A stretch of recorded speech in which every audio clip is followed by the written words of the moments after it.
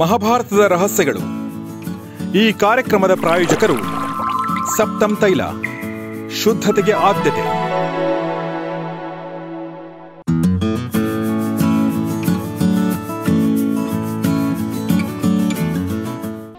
ಈ ಕಾರ್ಯಕ್ರಮದ ಪ್ರಾಯೋಜಕರು ಆಶಿಕಾ ಅಗರಬತ್ತಿಗಳು, ಅತ್ಯುತ್ತಮ ಗುಣಮಟ್ಟದ ಸಂಕೇತ.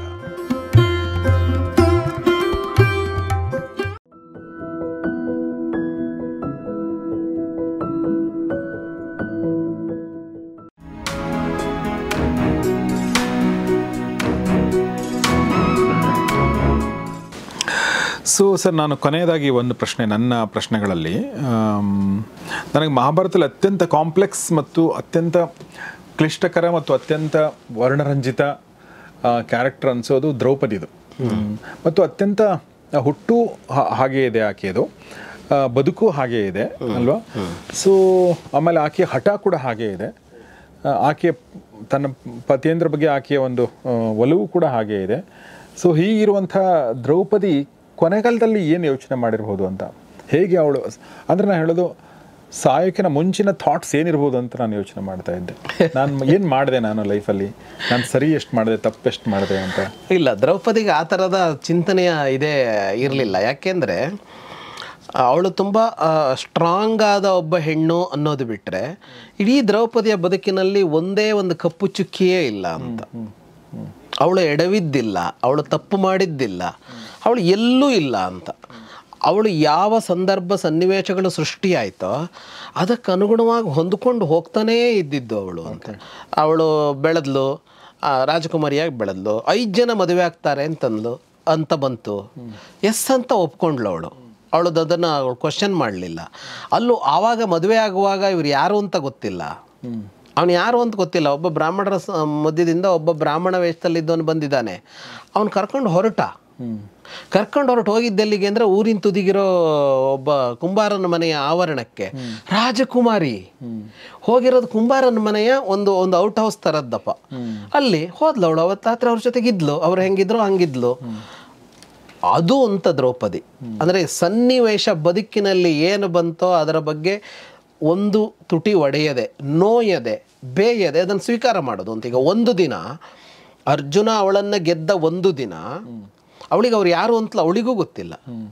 ಯಾರೋ ನಿರಾಶ್ರಿತರ ಥರ ಒಬ್ಬ ಕುಂಬಾರನ ಮನೆಯ ಹೊರಗಡೆಯಲ್ಲಿ ಬಂದು ಉಳ್ಕೊಂಡಿದ್ದಾರೆ ಅಷ್ಟೇ, 5 ಜನ. ಒಬ್ಬಳ ತಾಯಿ ಇದ್ದಾಳೆ, ಅಷ್ಟು ಬಿಟ್ಟು ಏನೂ ಗೊತ್ತಿಲ್ಲ. ಒಂದು ದಿವಸ ಆರಾಮಾಗಿದ್ಲು ಅವಳು. ಅದಾದಮೇಲೆ ಇವರು ಪಾಂಡವರು ಅಂತಾಯಿತು, ಆ ಖುಷಿನೂ ಸಿಕ್ತು. ಅವಾಗ ಅವ್ರ ಹತ್ರ ರಾಜ್ಯ ಇಲ್ಲ, ಹೋದ್ಮೇಲೆ ರಾಜ್ಯ ಸಿಕ್ತು, ಯಾವುದೋ ಒಂದು ಬೆಂಗಾಡು ಕೊಟ್ಟರು. ಸರಿ, ಅಲ್ಲಿ ಇವರು ದೊಡ್ಡ ಸಾಮ್ರಾಜ್ಯ ಕಟ್ಟಿದ್ರು. ಸಾಮ್ರಾಜ್ಯ ಕಟ್ಟಿದ್ಮೇಲೆ ಮತ್ತೆ ದ್ಯೂತ ಆಯಿತು, ವನವಾಸ ಆಯಿತು. ಈಗ ದ್ಯೂತದಲ್ಲಿ ಅವಮಾನ ಆಯಿತು ಅವಳಿಗೆ, ಅದನ್ನೂ ಒಪ್ಕೊಂಡ್ಳು. ವನವಾಸದಲ್ಲಿ ಕಷ್ಟಪಟ್ಲು, ಅದನ್ನೂ ಒಪ್ಕೊಂಡ್ಳು. ಅದಾದಮೇಲೆ ಯುದ್ಧ ಆಯಿತು, ಯುದ್ಧದಲ್ಲಿ ಅವಳಿಗೇನು ಕಡಿಮೆ ನಷ್ಟ ಆಗಲಿಲ್ವಲ್ಲ, 5 ಮಕ್ಕಳು ಸತ್ತೋಗ್ಬಿಟ್ರು. ಇಲ್ಲೇ ನನ್ನ ಪ್ರಶ್ನೆ ಬಂದಿರೋದು ಅಂದರೆ ನಾನು ಹೇಳೋದು, ಅವಳು ಶಪಥ ಮಾಡ್ತಾಳೆ ತನಗೆ ನೋವಾದಾಗ. ಅವಳು ಯುದ್ಧ ಆಗಬೇಕು ಅಂತ ಅವಳು ಕೊನೆ ಸಭೆಗಳಲ್ಲಂತೂ ಅವಳು ಒತ್ತಾಯಿಸ್ತಾಳೆ. ಬಟ್ ಅವಳು ಅದಕ್ಕೆ ಕೊಟ್ಟಿರುವಂತ ಒಂದು ಪ್ರೈಸ್ ಇದೆಯಲ್ಲ, ಅದು ಬಹುಶಃ ಎಲ್ಲಕ್ಕಿಂತ ದೊಡ್ಡದು. ಹೌದು, ತನ್ನ 5 ಜನ ಮಕ್ಕಳನ್ನ ಅವಳು ಕಳ್ಕೊಳ್ಳೋದಿದೆಯಲ್ಲ, ಸೊ ಅದು it must have been very devastating. ಅಂದ್ರೆ ಯುದ್ಧದಿಂದಾಗಿ ಅವಳ 5 ಮಕ್ಕಳು ಸತ್ರು ಹೊರತು ಯುದ್ಧದಲ್ಲಿ ಸಾಯಲಿಲ್ಲ. ಆದ್ರೂ ಕರೆಕ್ಟ್, ಯುದ್ಧದಲ್ಲಿ ಸಾಯಲಿಲ್ವಲ್ಲ. ಯುದ್ಧ ಮುಗಿದ ಮೇಲೆ ಅವ್ರು ಬದುಕಿ ಇದ್ರು. 18 ದಿನ ಆದಮೇಲೆ 18 ದಿನದಲ್ಲಿ ಯುದ್ಧ ಮುಗಿದೋಯ್ತು ದುರ್ಯೋಧನನ ಸಾವಿನೊಂದಿಗೆ. ಯುದ್ಧ ಆದ್ಮೇಲೆ ರಾತ್ರಿ ದಾಳಿ ಮಾಡ್ಕೊಂಡಿದ್ದು ಅವರನ್ನ. ಅಂದ್ರೆ ಅದು ಇದಲ್ಲ, ಯುದ್ಧ ಅಲ್ಲ, ಅದು ಯುದ್ಧ ಮುಗಿದ ರಾತ್ರಿ ಅಲ್ವಾ? ಯುದ್ಧ ಮುಗಿದ ರಾತ್ರಿ. ಆಮೇಲೆ ಹೋಗಿ ಯುದ್ಧ ಮುಗಿದಿದೆ ಅಂತ ಆಗಿ ಇವರು ಹಸ್ತಿನಾಪುರಕ್ಕೆ ಇವರು ರಾಜರು ಅಂತ ಆದ್ಮೇಲೆ ಹೋಗ್ಕೊಂಡಿದ್ದದು. ಅದು ಯುದ್ಧಕ್ಕೆ ಕರೆದು ಅಲ್ಲ, ಇದಕ್ಕಿದ್ದಾಗ ಹೋಗಿ ಯುದ್ಧ ಮಾಡ್ಕೊಂಡಿದ್ದದು. ಅದು ಇನ್ನೂ ಶಾಕಿಂಗ್ ಆಗಿರ್ಬೋದು ನನ್ನ ಪ್ರಕಾರ. ಬಹಳ ಶಾಕಿಂಗ್ ಆಗತ್ತೆ ಅದು ಅವಳಿಗೆ. ಆ ಘಟನೆ ನಾವು ಮುಂದೆ ಅವುಗಳ ತಗೋತೀವಲ್ಲ, ಆ ಘಟನೆ ತುಂಬ ಶಾಕಿಂಗ್ ಆಗಿರುತ್ತೆ ಅವಳಿಗೆ. ಹಾಗಾಗಿ ಏನಾಯಿತು ಅಂತ ಕೇಳಿದರೆ, ಮಹಾಭಾರತದ ಕೊನೆಯಲ್ಲಿ ಇರೋದು ಏನಂದರೆ, ಅವರಿಗೆಲ್ಲ ಒಂದು ಯಾವುದೋ ಒಂದು ಸಮಾಧಾನ ಪಡುವ ಅಭ್ಯಾಸ ಇತ್ತು, ಅವರು ಸಮಾಧಾನವಾಗಿ ಮುಂದೆ ಬದುಕಿದ್ರು ಅನ್ನೋದು ಬಿಟ್ಟರೆ ಎಲ್ಲರಿಗೂ ನಷ್ಟ ಆಗಿದೆ ಅಲ್ಲಿ. ನಷ್ಟ ಯಾರಿಗಾಗಿಲ್ಲ ಅಂತ ಕೇಳಿದರೆ ಎಲ್ಲರಿಗೂ ನಷ್ಟ ಆಯಿತು ಅಲ್ವಾ? ಪಾಂಡವರಿಗೂ ಮಕ್ಕಳು 5 ಜನ ಸತ್ತಿದ್ದಾರೆ. ಘಟೋತ್ಕಚ ಸತ್ತಿದ್ದಾನೆ, ಇರಾವಂತ ಸತ್ತಿದ್ದಾನೆ, ಅಭಿಮನ್ಯು ಸತ್ತಿದ್ದಾನೆ. ಯಾರು ಉಳ್ಕೊಂಡಿಲ್ಲ, ಅವ್ರುಗಳಿಗೆ ಮಕ್ಕಳುಗಳೇ ಉಳ್ಕೊಂಡಿಲ್ಲ. ಸಂಬಂಧಿಕರೆಲ್ಲ ಸತ್ತಿದ್ದಾರೆ. ಹಾಗಾಗಿ ಆ ತರಹದ ಒಂದು ಇದು ಬರಲಿಲ್ಲ ಅಲ್ಲಿ ಯಾರಿಗೂ. ಅದೇ ನಮ್ಮ ಕನ್ನಡದಲ್ಲಿ ಒಂದು ಮಾತಿದೆ, ಅಂದ್ರೆ ಗೆದ್ದವನು ಸೋತವನು ಸತ್ತ ಅನ್ನೋ ಅದು ಹಂಗೆ ಆಗಿದೆ. ಹಂಗೆ ಇಲ್ಲೂ ಕೂಡ ಹಂಗೆ ಅಂತ ಅನ್ಸುತ್ತೆ. ಆಮೇಲೆ ದ್ರೌಪದಿ ನಿಜವಾದ ಹೆಸರೇನು ಸರ್? ದ್ರುಪದನ ಮಗಳು ದ್ರೌಪದಿ, ಪಾಂಚಾಲ ರಾಜಕುಮಾರಿ ಪಾಂಚಾಲಿ, ಕೃಷ್ಣ ಅಂತ ಕರೆದಿದ್ದವಳನ್ನ ಅಂತಲೇ ಬರುತ್ತೆ. Okay okay. ಅವಳು ಬಣ್ಣ ಹಾಗೆ ಇತ್ತಲ್ಲ, ಕಪ್ಪು, ಅವಳು ಅತಿಲೋಕ ಸುಂದರಿ, ಆದ್ರೆ ಬಣ್ಣ ಕಪ್ಪು. ಓಕೆ. ಇವತ್ತಿನ ಇದ್ರಂಗೆ ಬೆಳ್ಳಗಿರೋರಿಗೆ ಮಾತ್ರ ವಿಶ್ವಸುಂದರಿ ಪಟ್ಟ ಅಂತ ಅಲ್ಲ ಆ ಕಾಲದಲ್ಲಿ. ಮಹಾಭಾರತ ವರ್ಣಿಸೋದು ಅವಳಷ್ಟು ಸುಂದರಿ ಯಾರೂ ಇರಲಿಲ್ಲ ಅಂತಲೇ. ಆದ್ರೆ ಅವಳು ಕಪ್ಪು. ಸತ್ಯವತಿಯೂ ಕಪ್ಪೆ, ಅವಳಷ್ಟು ಸುಂದರಿಯಾಗಿದ್ರು ಅವಳು ಕಪ್ಪೆ. ಅವಳಿಗೂ ಕೃಷ್ಣ ಅಂತ ಹೆಸರಿದೆ. ಹಾಗಾಗಿ ದ್ರೌಪದಿಯನ್ನು ಕರೆದಿದ್ದು ಕೃಷ್ಣ ಅಂತಲೇ ಹೆಸರು. ಅವಳಿಗಂತ ಒಂದು ಹೆಸರು ಇರಲಿಲ್ಲ, ಕೃಷ್ಣ ಅನ್ನೋದೇ ಹೆಸರು. ಕೃಷ್ಣ ಅನ್ನೋದೇ ಹೆಸರು. ಅವಳ ಕಲರ್ ನೋಡಿ ಹೆಸರು ಅದು. ಅದನ್ನ ನೋಡಿ ಹೆಸರಿಟ್ರು. ಆಗಲೇ ಹೆಸರು ಇಡ್ತಾ ಇದ್ರಾಗ. ಓಕೆ. ಸೊ ಹಾಗೆ ಬಣ್ಣ ಅನ್ನೋದು ನಿಮಗೆ ಅದರಲ್ಲಿ ಶ್ರೇಷ್ಠ ಕನಿಷ್ಠದ ಅಳತೆಗೋಲ್ ಅಲ್ಲ. ಆಗ ಕಪ್ಪಗಿದ್ರೆ ಕಪ್ಪು ಅಂತಿದ್ರು, ಬೆಳ್ಳಗಿದ್ರು ಬೆಳ್ಳಗಿತ್ತಿದ್ರು, ಕಂದು ಬಣ್ಣ ಇದ್ದಿದ್ರೆ ಶ್ಯಾಮ ಅಂತಿದ್ರು. ಈಗ ಶ್ಯಾಮ ಅಂತ ಅನ್ನೋದು ಕೃಷ್ಣನ ಒಳ್ಳೆ ಹೆಸರು ಇಟ್ಕೋತೀವಲ್ಲ ನಾವಿವಾಗ. ಮೇಘಶ್ಯಾಮ ಅನ್ನೋದೆಲ್ಲ ಬಹಳ ಚೆನ್ನಾಗಿದೆ ಅಂತ. ಅದು ಬಣ್ಣನ ಹೇಳ್ತಾ ಇದೆ ಅದು ಅಂತ. ಅದು ಬಿಳಿ ಬಣ್ಣ ಏನೂ ಅಲ್ಲ ಅದು ಅಂತ. ಅಂದ್ರೆ ಆಗ ಬಣ್ಣದ ಮೂಲಕ ಇದನ್ನೆಲ್ಲ ಅಳಿತಾ ಇರಲಿಲ್ಲ, ಅದು ಮುಂದೆ ಮುಂದೆ ಬಂತದು. ಹಾಗಾಗಿ ಅವಳಿಗೆ ಬಣ್ಣ ನೋಡಿದಾಗ ಕೃಷ್ಣ ಅಂತ ಅವಳನ್ನು ಕರೆದಿದ್ದು. ಕರೆಕ್ಟ್. ಸೊ ಹಾಗಾಗಿ ನೀವು ಕೇಳಿದ ಪ್ರಶ್ನೆ, ದ್ರೌಪದಿ ಏನು ಯೋಚಿಸ್ತಾ ಇದ್ಲು ಏನು ಅಂತ ಅಂದ್ರೆ, ಅವರಿಗೆಲ್ಲ ಒಂದು ನೋವು ದುಃಖ ಇತ್ತು ಎಲ್ಲರಿಗೂ. ಆದರೆ ಸಹಿಸ್ಕೊಂಡು ಬದುಕಿದ್ರು ಅದನ್ನು. ಸಹಿಸ್ಕೊಂಡು ಅಂದರೆ ಅದು ಹಾಗೊಂದು ಆಗಲೇ ಇಲ್ವೇನೋ ಅನ್ನೋ ತರಹದಲ್ಲಿ ಬದುಕೊಂಡು ಹೋದರು ಅವರು. ಹಾಗೆ ಮುಂದುವರಿತು ಅದನ್ನು. ಅದ್ರಲ್ಲಿ ಏನಾಗತ್ತೆ ಅಂದರೆ ಅದು ಈಗ 70 ವರ್ಷ ಆಗಿದೆ, ನಮಗೀಗ ಸ್ವಾತಂತ್ರ್ಯ ಹೋರಾಟ ನಮ್ಮನ್ನು ತಾಗ್ತಾ ಇಲ್ಲ ಬಿಸಿ. ಆಯಿತು, ರಾಷ್ಟ್ರನಿಷ್ಠೆ ಇರೋದ್ರಿಂದ ಸ್ವಾತಂತ್ರ್ಯ ಹೋರಾಟಗಾರರ ಬಗ್ಗೆ ನಮಗೊಂದು ಗೌರವ ಇದೆ.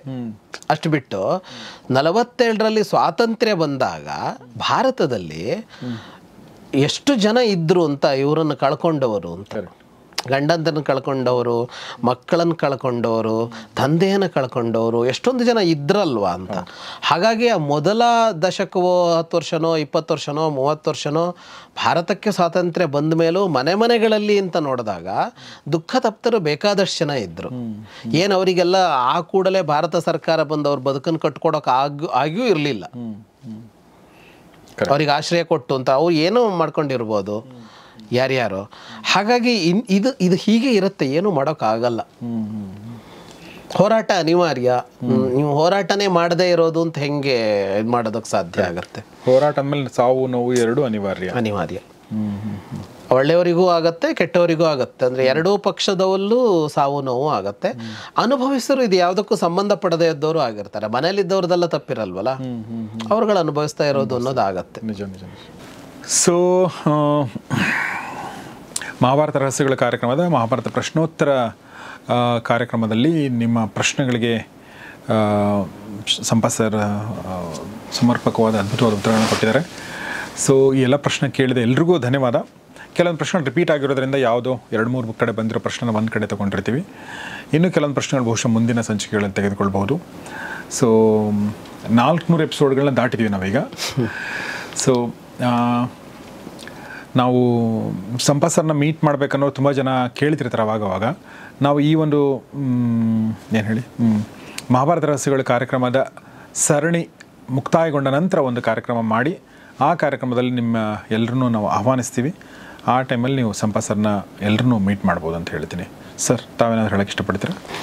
ಇಲ್ಲ, 400 ಅನ್ನೋದು ಭಾಳ ಒಂಥರ ಸಾರ್ಥಕತೆಯನ್ನು ಕೊಡ್ತಾ ಇದೆ. ಇಷ್ಟು ಮಾತಾಡಿದ್ವಲ್ಲ ಅಂತ ಒಂದು ವಿಷಯ ಇಟ್ಟುಕೊಂಡು, ಮಹಾಭಾರತವನ್ನು ಇಟ್ಕೊಂಡು, ಮತ್ತು ಮಹಾಭಾರತವನ್ನು ಇಟ್ಟುಕೊಂಡು ಅಂದರೆ ಸುಮ್ಮನೆ ಹಳೆ ಯಾವುದೋ ವೈಭವ ಇನ್ನೊಂದು ಅಂತ ಕತೆ ಹೇಳೋದಕ್ಕಿಂತಲೂ ಇವತ್ತಿಗೆ ಬೇಕಾಗುವಂತೆ ಏನೋ ಒಂದು ಬೇಕಲ್ಲ ಬದುಕಿಗೆ, ಅದಕ್ಕೆ ಬೇಕಾಗುವಂತೆ ಈ ಕಾರ್ಯಕ್ರಮ ಮಾಡಿದ್ವಿ ಅನ್ನೋ ಸಂತೃಪ್ತಿ ಇದೆ. ಇದಕ್ಕೆ ಕಾರಣವಾಗಿರೋದು ಒಂದು ನೀವು, ಎರಡನೇದು ಪ್ರೇಕ್ಷಕರು. ಇಬ್ಬರಿಗೂ ನನ್ನ ಕೃತಜ್ಞತೆ. So thank you sir. So ಹೀಗಾಗಿ 500 ಆಗ್ಬೋದು ಸರ್. ಖಂಡಿತ ಆಗತ್ತೆ. ಇನ್ನು 100 ಎಪಿಸೋಡ್ಗಳು ಇದ್ದೇ ಇರ್ತೀವಿ. ಯಾಕೆಂದ್ರೆ ಈ ಮುಂದಿನ ಕಥೆಗಳೀಗ ನೀವು ತುಂಬಾ ಸಲ ಏನಾಯ್ತು ಅಂತ ಕೇಳ್ತಾ ಇದ್ರಿ. ಆ ಮುಂದಿನ ಕಥೆಗಳು ಬಹಳ ಕಡಿಮೆ ಗೊತ್ತಿದೆಯಲ್ಲ, ಸ್ವಲ್ಪ ಮುಟ್ಟಿದೀವಿ. ಹಾಗಾಗಿ 500ಕ್ಕಂತೂ ಹೋಗಿ ನಾವು ತಲುಪ್ತೀವಿ ಅನ್ನೋದು ನಿಶ್ಚಿತ. ಅಲ್ಲಿಗೆ ಮುಗಿಬೋದು ಮಹಾಭಾರತ ಮುಗಿಬೋದು. ಸೊ ಹಾಗಾದರೆ ಇನ್ನೂ 100 ಎಪಿಸೋಡ್ಗಳು ಅಂದರೆ ಇನ್ನೂ ಒಂದು 3 ತಿಂಗಳು 4 ತಿಂಗಳು ಬಹುಶಃ ಹೋಗುತ್ತೆ ಅನಿಸುತ್ತೆ. ಸೊ ಮಾರ್ಚ್ ಏಪ್ರಿಲ್ ತಿಂಗಳಲ್ಲಿ ಬಹುಶಃ ನಾವು 500ನೇ ಎಪಿಸೋಡನ್ನು 500 ಆಸ್ಪಾಸಿನ ಎಪಿಸೋಡನ್ನು ಮುಗಿಸಿ ನಾವು ಒಂದು ಸಮಾರಂಭ ಮಾಡಿ ಆ ಸಮಾರಂಭಕ್ಕೆ ನಿಮ್ಮನ್ನೆಲ್ಲ ಕರಿತೀವಿ, ದಯವಿಟ್ಟು ಬನ್ನಿ. ಅದ್ರ ಜೊತೆಗೆ ಇನ್ನೂ ಒಂದು ನಮ್ಮ ಮುಂಚೆ ಕೂಡ ಹೇಳಿರೋ ಹಾಗೆ ಈ 500 ಎಪಿಸೋಡ್ಗಳಾದರೆ ಅಪ್ರಾಕ್ಸಿಮೇಟ್ಲಿ ಅವೆಲ್ಲವುಗಳನ್ನು ಒಂದೇ ಕಡೆ ಸೇರಿಸಿ ಒಂದು ವೆಬ್ಸೈಟ್ನಲ್ಲಿ ಹಾಕಿ ನಿಮಗೆ ಲಿಂಕ್ ಕೊಡಬೇಕು. ಆ ಥರದೊಂದು ಪ್ಲ್ಯಾನ್ ಕೂಡ ಇದೆ. ಅದು ನಮ್ಮ ತಂಡ ಅದಕ್ಕೆ ಪ್ರಯತ್ನ ಪಡ್ತಾ ಇದೆ. ಸೊ ಅದನ್ನು ಕೂಡ ನಾನು ನಿಮಗೆ ಮುಂದಿನ ದಿನಗಳಲ್ಲಿ ಹೇಳ್ತೀನಿ. ಅದೇ ಮಾರ್ಚ್ 9ಕ್ಕೆ ಕುರುಕ್ಷೇತ್ರ ಪುಸ್ತಕ ಲೋಕಾರ್ಪಣೆ ಇದೆ ನಂದು. ಮಾರ್ಚ್ 9ಕ್ಕೆ, ಅದು ಮೊದಲು ಫೆಬ್ರವರಿ 9ಕ್ಕೆ ಅಂತ ಆಗಿತ್ತು, ಅದೀಗ ಮಾರ್ಚ್ 9ಕ್ಕೆ ಅಂತ ಆಗಿದೆ. ಪ್ರಾಯಶಃ ಮಾರ್ಚ್ 9ಕ್ಕಾದರೆ ಇದರ 500 ಎಪಿಸೋಡ್ ಆಗಿದ್ದು ಮುಗಿಸಿ ಅದು ಒಟ್ಟಿಗೆ ಒಂದು ಪ್ರೋಗ್ರಾಮ್ ಮಾಡ್ಬೋದು. ಜಮೀಲ್ ಅವರು ಜಮೀಲ್ ಒಟ್ಟಿಗೆ ಮಾಡೋಣ ಅಂತ ಒಂದು ಹೇಳಿದ್ರು. ಡಿಸೆಂಬರ್, ಜನವರಿ, ಫೆಬ್ರವರಿ 3 ತಿಂಗಳು ಸಿಗತ್ತೆ. 90 ದಿನ ಆಗುತ್ತೆ. ಮಾರ್ಚ್ 9ರವರೆಗಿದೆ. ಬಹುಶಃ ಆಗ್ಬೋದು ಅನ್ಸುತ್ತೆ ಸ್ವಲ್ಪ ಇದು ಮಾಡಿದ್ದು. ಸೊ ಕುರುಕ್ಷೇತ್ರದ ಬಿಡುಗಡೆ ಮತ್ತು ಮಹಾಭಾರತ ರಹಸ್ಯಗಳ ಕಾರ್ಯಕ್ರಮದ ಸಮಾಪ್ತಿ ಸಾಧ್ಯನಾ ಗೊತ್ತಿಲ್ಲ. ಅಂದ್ರೆ ಈಗ ನಾವು 500ಕ್ಕೆ ಮುಗಿಯತ್ತಾ ಅನ್ನೋದು ಒಂದು ಇದೆಯಲ್ಲ, ಮುಂದಿನ ಎಷ್ಟು ತಗೋತೀವಿ ಅನ್ನೋದ್ರ ಮೇಲೆ. ಕರೆಕ್ಟ್. ಸೊ ಮಾರ್ಚ್ 9ಕ್ಕೆ ಫಿಕ್ಸ್ ಆಗಿದೆ. ಮಾರ್ಚ್ 9ಕ್ಕೆ ಅದು ಫಿಕ್ಸ್ ಆಗಿದೆ. ನಿಮ್ಮ ಪುಸ್ತಕ ಅಲ್ವಾ? ಹೌದು, ನಂದು ಒಂದೇ ಪುಸ್ತಕ, ಕುರುಕ್ಷೇತ್ರ. ಓಕೆ. ಸೊ ಎಷ್ಟು ಪುಟಗಳ ಪುಸ್ತಕ ಸರ್ ಅದು? ಗೊತ್ತಿಲ್ಲ, ಬರಿತಾ ಇದ್ದೀನಿ. ಕ್ಷಣ ಮಾಹಿತಿ ಅಂತ ನಾವಿಲ್ಲಿ ಹೆಂಗೆ ಹೇಳೋದು, ಅಲ್ಲಿ ಏನೇನು ನಡೆದಿದೆಯೋ ಅಷ್ಟನ್ನು ಬರಿತಾ ಇದ್ದೀನಿ. ಹಾಗಾಗಿ ಎಷ್ಟಾಗತ್ತೆ ಅಂತ ಗೊತ್ತಿಲ್ಲ, ಎಷ್ಟು ಪುಟಗಳಾಗತ್ತೆ ಅಂತ. ಓಕೆ. ಸೊ ಕುರುಕ್ಷೇತ್ರ ಪುಸ್ತಕ ಕೂಡ ನಿಮಗೆ ಸಿಗುತ್ತೆ ಮುಂದಿನ ದಿನಗಳಲ್ಲಿ, ಅಷ್ಟು ಹೇಳ್ತಾ. ಸೊ ಹಾಗೆ ಪ್ಲ್ಯಾನ್ ಮಾಡ್ಕೊಳ್ಳೋಣ, will see that. So March 9ನೇ ತಾರೀಕು ಸರ್ ಪುಸ್ತಕ ಬರ್ತದೆ. ಅದೇ ಟೈಮಲ್ಲಿ ಬಹುಶಃ ನಾವು ಮಾಡಬಹುದು ಅಥವಾ ಅದರ ಆಸ್ಪಾಸ್ನಲ್ಲಿ ಮಾಡ್ಬೋದು. ಹೇಗಾಗುತ್ತೆ ಅನ್ನೋದನ್ನು ನೋಡೋಣ ಅಂತ ಹೇಳ್ತಾ ಈ 400 ಸರಣಿಯ ನಡೆಸ್ಕೊಂಡು ಬಂದಂಥ ಸಂಪಾ ಸರ್ಗೆ ನಿಮ್ಮೆಲ್ಲರಿಗೂ ಧನ್ಯವಾದಗಳು sir. Thank you very much. So ಸ್ನೇಹಿತರೆ, ಥ್ಯಾಂಕ್ ಯು. ಸೊ 400 ಎಪಿಸೋಡ್ಗಳು ಮುಗಿದೋಗಿದೆ. ಪ್ರಶ್ನೋತ್ತರಗಳನ್ನ ಎಷ್ಟು ಸಾಧ್ಯವೋ ಅಷ್ಟು ತೊಗೊಂಡಿದ್ದೀವಿ. ಅಕಸ್ಮಾತ್ ಮುಗಿದು ನಿಮ್ಮ ಪ್ರಶ್ನೆ ಮಿಸ್ ಆಗಿದೆ ಅಂದರೆ ಅದನ್ನು ದಯವಿಟ್ಟು ಇನ್ನೊಂದ್ಸಲ ನೀವು ಅದನ್ನು ಕಳಿಸಿ, ಈ ಪ್ರಶ್ನೆ ನಾನು ಕಳಿಸಿದ್ದೆ ಅಂಥೇಳಿ. ಅಕಸ್ಮಾತ್ ಹಾಗೂ ಬಿಟ್ಟಿದ್ದರೆ ಅದನ್ನು ಇನ್ನೊಂದು ಯಾವುದೋ ಪ್ರಶ್ನೆಲ್ಲ ಆ್ಯಡ್ ಮಾಡಿ ನಾವು ತೊಗೊಂಡಿರ್ತೀವಿ. ಆ ಥರದ್ದು ಕೆಲವೊಂದು ಸಲ ಆಗಿರುತ್ತೆ. ಸೊ ಹಾಗಾದರೆ ಮಹಾಭಾರತ ರಹಸ್ಯಗಳ ಯುದ್ಧದ 13ನೇ ದಿನದ ಯುದ್ಧದ ನಂತರದ ಘಟನೆಗಳನ್ನ ಮುಂದಿನ ದಿನಗಳಲ್ಲಿ ನೋಡೋಣ ಅಂತ ಹೇಳ್ತಾ ಇವತ್ತಿನ ಎಪಿಸೋಡ್ ಮುಗಿಸಿದ್ದೀನಿ. ನೋಡ್ತಾರೆ ಗೌರಿಶಕ್ತಿ ಸ್ಟುಡಿಯೋ, ನೋಡ್ತಾರೆ ಮಹಾಭಾರತ ರಹಸ್ಯಗಳು. ನಮಸ್ಕಾರ. ಮಹಾಭಾರತದ ರಹಸ್ಯಗಳು ಈ ಕಾರ್ಯಕ್ರಮದ ಪ್ರಾಯೋಜಕರು ಸಪ್ತಮ್ ತೈಲ, ಶುದ್ಧತೆಗೆ ಆದ್ಯತೆ.